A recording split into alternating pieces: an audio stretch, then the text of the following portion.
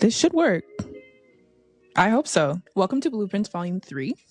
Today, as I said, we are going to be discussing what went great, what went not great with 2024 in regards to systems. So, just in case you're new here, or you missed last week, because I did upload it, but I was not allowed to send it out through the regular newsletter function because Ghost was still approving me. I talked about beyond what am I doing here, what is the value in me producing these things for you? And it is to keep my blueprints, to keep them in a public space, and to be able to talk about the projects that I have going on with a mode of time-sensitive accountability. Helpful for me and also helpful for you. Usually I'm in my pajamas, but today's a family day. All right, let's get ready to rumble. We're looking at 2024 in terms of systems. So that's a little different than, just like a general, did you hit your goals or not? Especially because I didn't actually set any goals in 2024. I had a vibe, I had an aura, I had a general direction that I wanted to move towards. But in terms of tangible goals, as in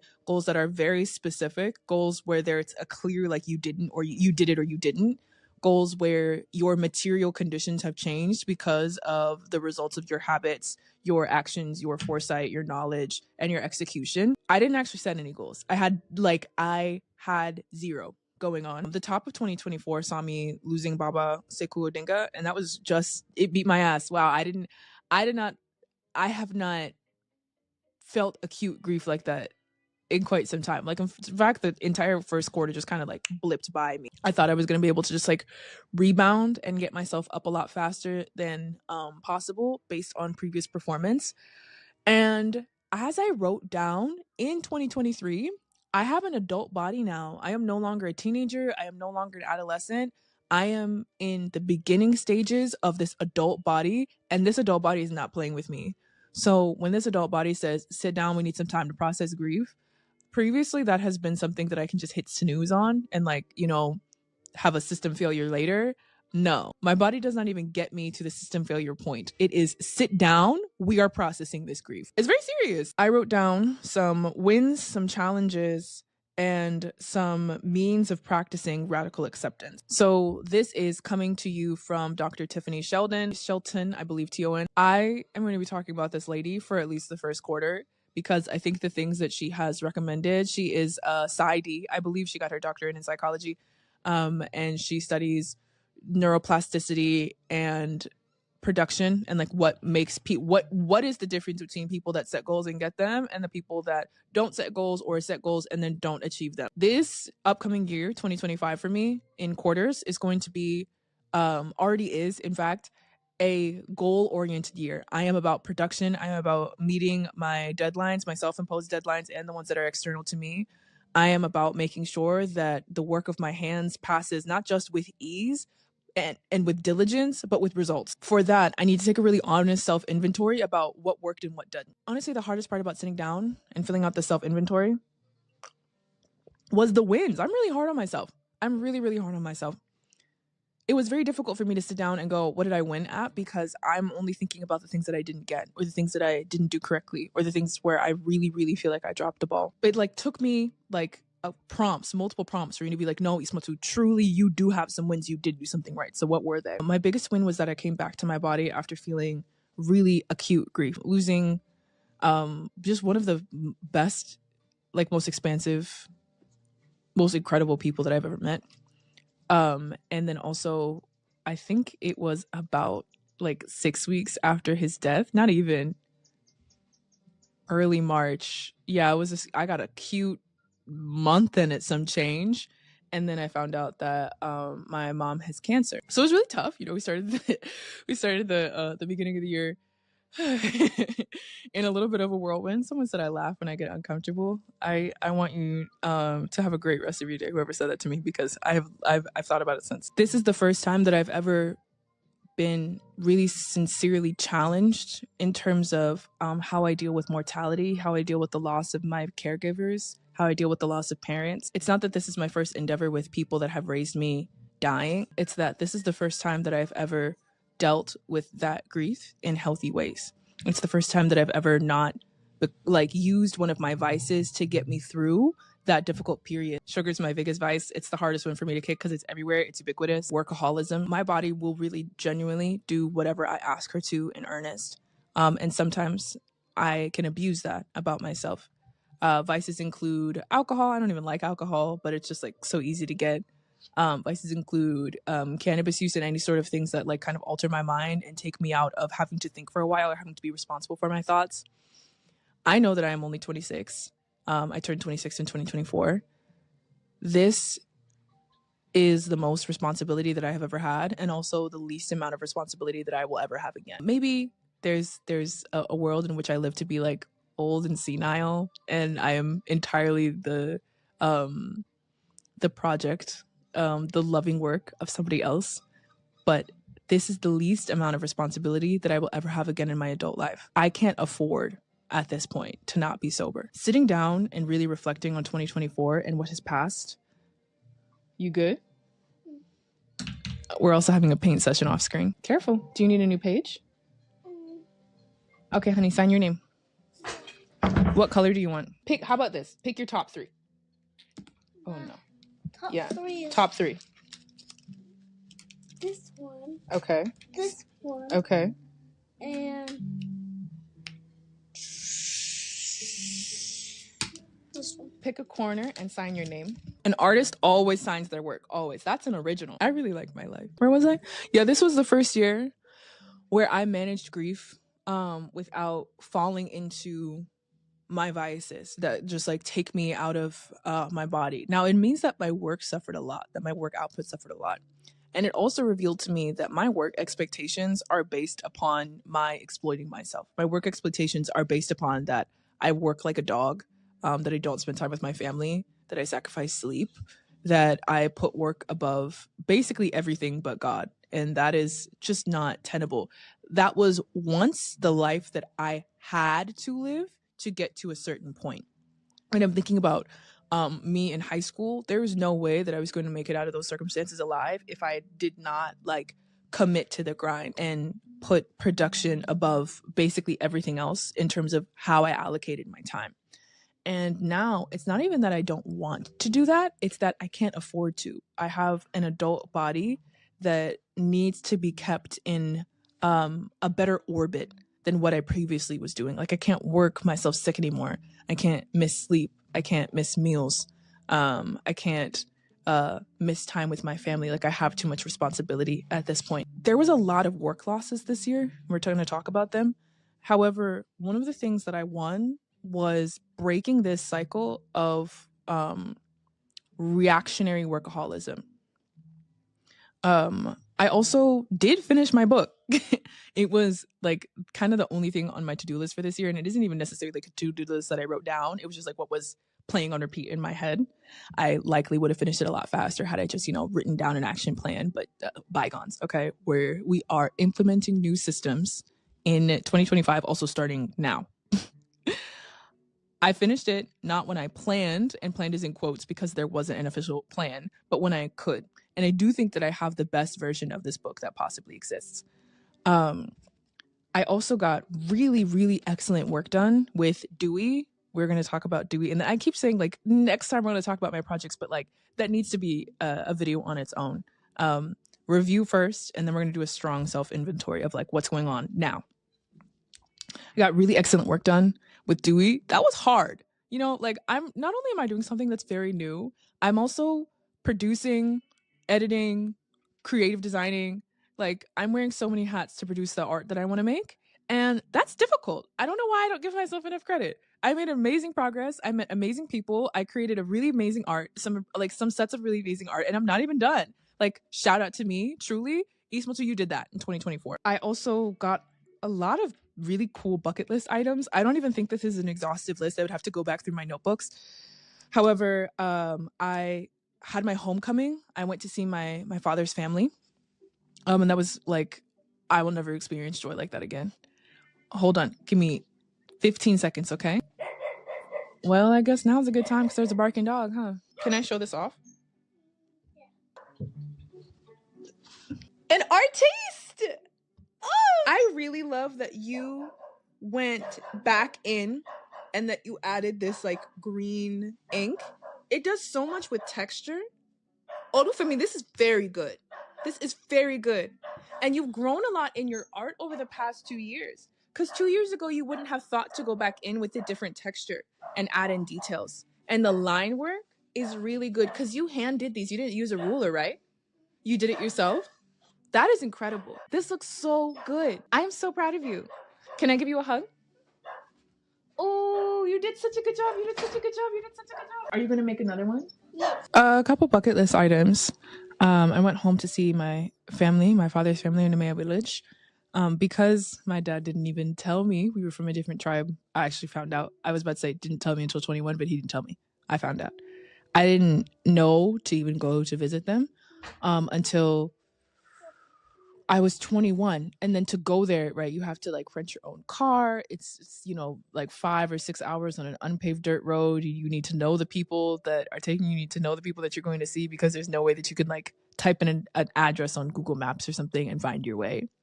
So it took me a minute to get all of that in order. But I went this year, and that was one of the most grounding, humbling, and orienting experiences that I've ever had. I also got to take portraits of the Ebola survivors that I've been working with. And that's been a desire of mine since my undergraduate career. So I'm really happy to have that fulfilled, and I'm excited to show you that work. Attending Baba's memorial, as sad as it was that he was dead, that is an experience that I will carry with me for the rest of my life.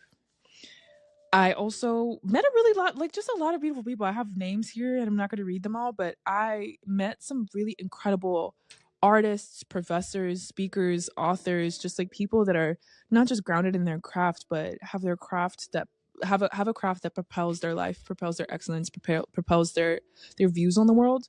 And it was again a very orienting experience. It kind of helped me reorient myself to find my true north. And then also the amount of progress that I have made on rice farming this year, I am so proud of myself, especially progress for not having a concretized plan because I did not really know what I was doing. I'm going to talk about it now. There's this, I've been reading the 12-week year, and something that they talk about is like this curve of understanding what you set out to do. I can't remember if they call it the curve of optimism or something like that, but it looks like a sinusoidal wave, and you know that it's going to come up and down and up and down. For all intents and purposes, I already understand time as something that happens in an orbit in sinusoidal waves across an axis, and the axis is the trajectory of your life, where you're going. So time loops around you, time orbits around you, right? I hope that I'm drawing this in post. Great. So you have this curve of understanding here between when your energy levels are super high, right? X and Y axis. I'm drawing this for you all. When your energy levels are super high and you are jazzed up and you're ready to go, right? This is your energy levels on the Y axis, your level of optimism to do the thing, super, super high. And here's time. So we start up here, right? Like, because you don't really know what you're getting into. So you're like, yeah, I'm going to do it. I'm going to be amazing. It's going to be incredible. You have no idea what you're getting yourself into. So you're starting out super optimistic. And then the more you kind of find out, right? Like, you're like, oh, actually, this is going to be way harder than I expected. And then as challenges continue to come, you actually drop, right? We were like this, below that x-axis into what the author calls the valley of despair, in which you're like, I'm never going to get this done. I'm never going to complete this work. I don't know what I was thinking.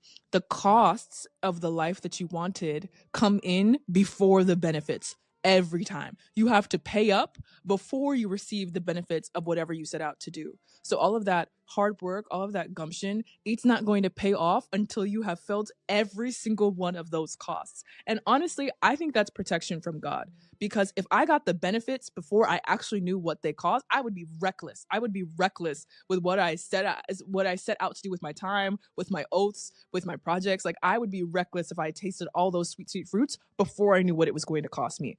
I think that it is a mercy of divine planning that you have to feel the costs of what life is before you feel the benefits. So you're down there in the valley of despair. You're like, this has cost me so much and I have gotten nothing from it. Do I want to continue? And this is when most people turn around. If you don't turn around, you will come up, right, into informed optimism. You're going to be like, okay, that was really difficult. but I think the worst is behind me. I have a better skill set. I understand more about what I need to do to be able to get this done, to get this thing, to live this life, to have this project, to have this reality. And then you succeed eventually, because you will succeed. Your success is inevitable. So once you come to that point, once you get back up to the x-axis of informed optimism, I'm optimistic, not because I don't know any better, but because I do know better and I know that I can do it. You have success, and it's the best thing. It's the best thing in the world. And then with that success and with that expansion, you begin to want more things. So then you're up here and you're like, okay, I'm about to do this next thing. You enter into uninformed optimism, and then the cycle starts over again. Such are the loops of time. So in terms of challenges, right, especially in terms of those places where I entered the valley of despair, it was about time. It was about how much time I was losing. I think this year would have gone a lot differently if I had just taken an honest self-inventory, gone, you know what, Ismatu, you are more beat up than you're giving yourself credit for. You are not like in a great mental place. You keep breaking down. Let's just allot yourself 2 straight months off, so that way you can heal properly and then get back to work and come back to work with a plan. I did not do that. I just kept crashing, burning, not communicating, getting up, forcing myself to work, crashing, burning, not communicating, getting up, forcing myself to work. And it resulted in, I was about to say it resulted in me not getting my goals. But again, I didn't set any goals for 2024. I had an idea of what I would have liked to see done, but it had no plan. It had no time frame. It did not have clear markers or metrics of success. So instead of knowing whether I succeeded or failed at the things I set out to do, I just spent the whole year feeling like I was constantly failing because I had no plan. And when I don't have a plan, I expect instant gratification, and that's a problem. In noting what worked, honestly, work went best, life went best, things went best when I was having fun, when I was not taking myself too seriously, and when I was deciding that I was going to have fun while I got things done, regardless of whether it felt good or not. The things that got in the way was how sad I was, not in general, but how sad I was at my vague image of success and how much I felt like I wasn't achieving. Now, did I have a good metric for whether I was achieving or not? No. All I did was say, I'm not doing what I want to do, but I had no plan, right? So of course I felt like I was failing all the time. What I learned was that I need to have habits that keep track of time, and I need to have clear markers and metrics of success. So that way I know when I am failing and when I am succeeding.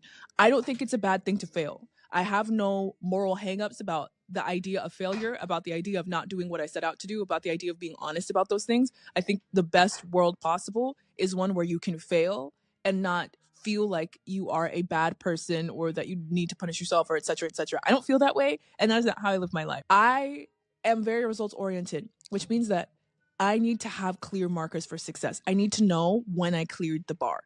So that way I don't feel like I'm just like jumping for the sake of jumping. It's like I'm jumping high jump, but without a bar. So every jump, I'm like, that wasn't high enough. When there was no bar, there was no metric to tell me whether I succeeded or failed. In terms of what I learned that I need to have habits that keep track of time, even when I'm running on autopilot, which means that I need airtight systems, right? My habits need to be things that I produce without even thinking about it. Like I got it, even on my saddest days, on the days where I don't have a lot of energy, on days where I'm not particularly in my body, my habits need to take over. My autopilot needs to take over.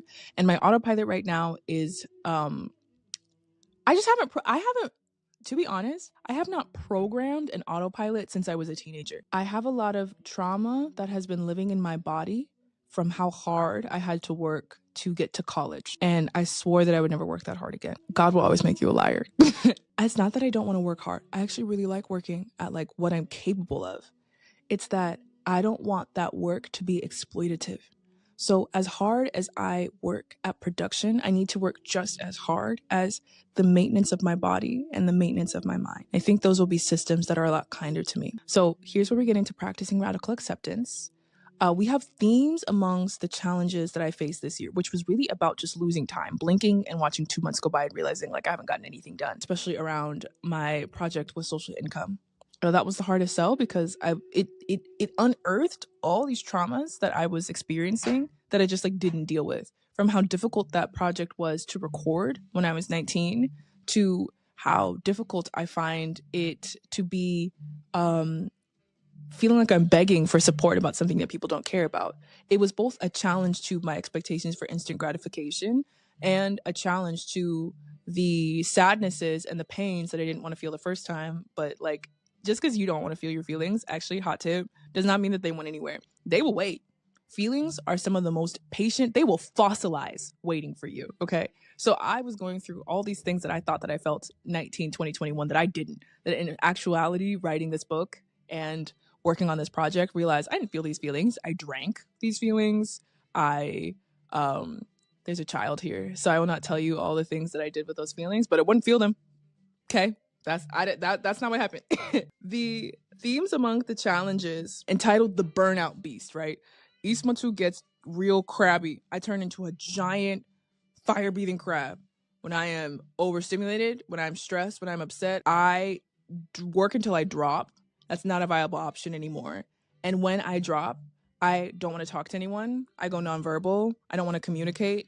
I don't want to ask permission. I want to overspend. Basically, the cycle that I pinpointed in the 2024 reflection is that I have an impossible standard set because I haven't actually set a goal. So the standard in my head is perfection. Once it goes through the process of Ismatu, get a pen, Ismatu, take that pen and put it to paper, Ismatu, take these thoughts of perfection and name out what perfect would look like for you, there's your bar. Because I can do things to my level of excellence. It's just that I need to have it clear. When it's not clear, it is this ambiguous idea of perfection. And that is not actually something that is achievable, right? If I send you to the store with a shopping list and the shopping list is do it perfect, do you know what to do? No. Okay. So that's where I start. Do it perfect. I have no idea what to do. What makes perfect or what makes excellent or what makes a job well done. Okay. I procrastinate with fear of an impossible standard, right?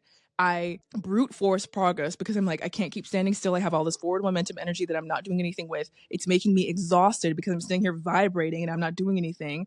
I brute force all my work. I collapse because I brute forced all my work because I don't have any systems in place.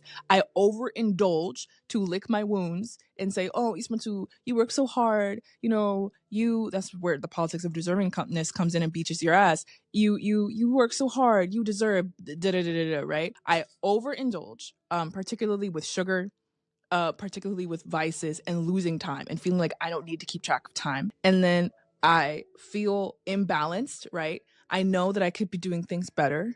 And then I'm like, okay, this is when I would look at the plan that I made and course correct. But because I had no plan in place, I go back to the plan in my head, which is that I expect perfection, ill-defined metrics of success, and then the cycle continues. This is the most beautiful, sacred dance to call the burnout beast out of existence. She gets big and bad. She fire breathing. She about to be like, who's messing with my baby? I'm about to fight whoever. What's making you so afraid? What's making you so paralyzed? I'm about to. Oh, that's when the burnout beast comes out. Okay, burnout beast protects me while Ismatu, the shell of a human, because Ismatu's been working too hard, goes and sits somewhere in silence and doesn't talk to anybody for a week. And it's just like I don't live a life where I can afford to just disappear like that. I don't live a life where I can afford to take a break from my own mind using mind-altering substances. I have too much responsibility. I don't even dislike that responsibility. It is noted to me that every time that I feel needed and every time I feel necessary, I want to run in the opposite direction. But I don't actually dislike the responsibility. I think that I just need to do a kinder job of taking care of myself within the responsibility sustainably. What negative emotions did I experience in 2024 in reaction to not meeting my goal? I felt maladaptive guilt. I don't think guilt overall is a bad thing because guilt can mobilize you. There's productive guilt or adaptive guilt that like propels you to be better. Okay, I feel really guilty about like survivor's guilt, for example. I feel really guilty about the fact that I have survived into adulthood when people who deserved it, quote unquote, just as much as I didn't. Instead of saying, well, I shouldn't feel guilty or, you know, I did nothing to earn it, right? Like that's the source of the guilt. Why me and not others? That's an impossible question for me to answer with this human corporal body. Instead, I will take that guilt and allow it to mobilize me to make sure that I can create systems where more people live to see adulthood. Cool. That's an example of adaptive guilt that like helps me correct the imbalances and the injustices that created the circumstance that I'm in. Maladaptive guilt specifically around my ability to just like throw my phone into the Pacific Ocean and never talk to anybody again, means that I'm living with all these lies about what people must think of me because I decided not to communicate. Everybody must hate me. Everybody thinks that I gave up on the project. Everybody thinks that's that or the third. Girl, you don't know what everybody thinks. You don't know what anybody thinks. You haven't spoken to anybody.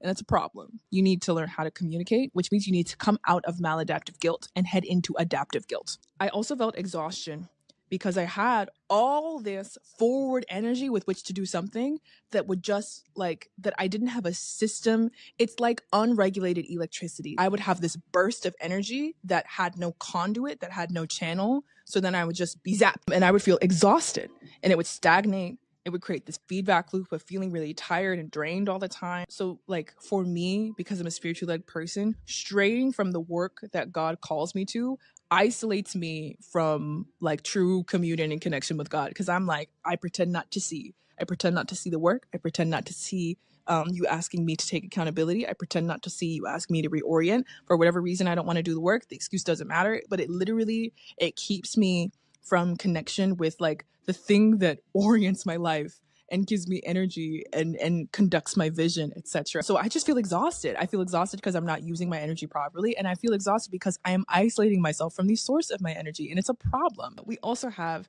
fear of my own mind. I think the scarier thing than failing is actually realizing the heights and depths of my true capacity. I'm not actually scared to fail. I'm scared to succeed. I'm scared to succeed because that whole, this the sinusoidal waves of time, right? The arc and curve of going from uninformed optimism to the valley of despair to informed optimism to ultimately success. When you succeed, it's not like you just stop, right? It's not like you ever win the game. The stakes get higher, the level resets. So whereas you're coming with like these pretty shallow waves over the course of time, as you continue to learn, you continue to level up and you continue to grow and you continue to want bigger and bigger things, the stakes get so much higher. Does that make sense? So I'm like, do I actually can I pay the costs, right? Because if I succeed now, I'm going to continue to want bigger and bigger things. And that valley of despair is going to be more and more intense, right? The responsibility on my head, the calling of my hands is going to be more and more intense. Do I actually want to submit myself to that call? The answer has to be yes. But in my body, 2024 was not a year where the answer was yes. 2024 was a year where I said, please wait, I am not ready. Bless you. Thank you. I did not know. I've never had a relationship with my benevolent divine where wait was a reasonable answer. Because the things that I was asking for were basic survival and I had to expand. I had a friend called Jessica who said it wasn't even sink or swim, it was sink or be an Olympic swimmer. And that is a word. I have never forgotten about that. I couldn't have waited, right? And now I have reached a level of spiritual, emotional, personal, familial, financial, etc., responsibility, maturity, and agency, where if I'm not ready for the next thing, I can say, I actually don't want to. I need us to pause. I need to consent to this life. And I didn't know the answer was yes. So in the same vein of like challenges, meaning I lost a lot of time and I wasn't consistent and I didn't set goals and I just couldn't reorient myself, it was a win to know that I have more agency. I don't just have to like let life happen to me. Sometimes I feel like blessings are beating my ass. blessings are heavy. There's a burden, right? I didn't know that I could just ask to pause. And that was really helpful to know. So I've been dealing with fear of my own mind, not because of what I can't do, but because of what I can. That is a negative response because I ran from that fear rather than talking with that fear. But it, again, like none of these emotions inherently are bad. They were just maladaptive. I was not using them. All emotions are neutral. You either use them or you don't. So I wasn't using them. I was running from them. I was hiding from them. I was fighting them rather than just feeling them and hearing what they had to say to me. Then there was also these secondary emotions, right? These are the primary emotions that I just listed: maladaptive guilt, exhaustion, and fear of my own mind. There was also shame because I didn't feel like I was doing enough, right? And shame is just about either it's external, like other people must feel, so you're ashamed, or I feel like about me, and so you're ashamed. And then I felt overwhelmed because I just kept feeling a need to compensate. So that's it for the 2024 reflection. In terms of systems, I'm going to tell you what systems that I'm implementing. I'm implementing a new operating system called the 12-week year. I talked about it a little bit in the last video. I will be talking about it extensively in the next video as I show you my 12-week year and just like be honest about what my goals are, how I'm completing my goals, so that way we can have like strong metrics of success. So that when I sit here and talk to you all about, you know, how are things going, where are my projects, we have clearly defined understandings of what is going well, what's not going well, and where I need to course correct. I am also implementing a 3-tier journaling system. Now, this is previously what I have lived my life by, but I've been letting systems journaling flop. Okay. So there's a systems journal. There is a, like, this is my systems journal, what I'm reading to you all from, right? This is my systems journal where I not just set my systems, I maintenance my systems. This journal requires a lot of review. You have to go back and read what you did the day before, the week before, the month before. It has my color-coded plans. It has my ongoing projects. It has my daily, weekly, and monthly and quarterly routines. And you have to carry this with you. Like this, I'm never far from this notebook. It has my agenda, right? It's literally my operating system. It is as good as my phone. Honestly, it's better. I would not cry if I lost my phone. This, I would weep. We also have my feelings notebook, right? Where I just go to emote. It's covered in dust because I'm sitting outside. I'm going to need a new one of these because I'm wrapping this up. I usually go through about one of these a year. I think I started this one in like April. Let's see. Yeah, April 18th, 2024. I wrote down some goals. This is when I was like tripping. I mean, like, even just to learn what kind of systems that I need, it took me a while. But basically, I come here to ideate, and I come here to emote. And it is always helpful to have a written record of what you were feeling and when and why, so that you can examine yourself as someone who has patterns and triggers and systems of your own accord. It's helpful to be in communion with my emotions like this. Not all of my emotions get written down, but I use this notebook, if not daily, at least several times a week. And then we also have my dreaming notebook for manifestations, right? Being able to visualize a life that I do not have yet materially. I don't believe that that's how time works, but we're going to get there. Olufemi is using some to color right now. So we'll show you that next time. Am I missing anything? 2024 for 24? Nope. All right. So that's what we're doing in the next one. I will see you there. Thank you so much for sitting with me. I feel like I should have a cute sign off. Olufemi, I need a cute sign off. Do you have any ideas? No? How would you say bye to like friends you had that you saw on FaceTime? Like bye-bye emojis. Like bye-bye emojis? Okay, how would I make a bye-bye emoji with my hands? So, like this. Show me. That's perfect. All right. Bye-bye emojis. See you next Monday.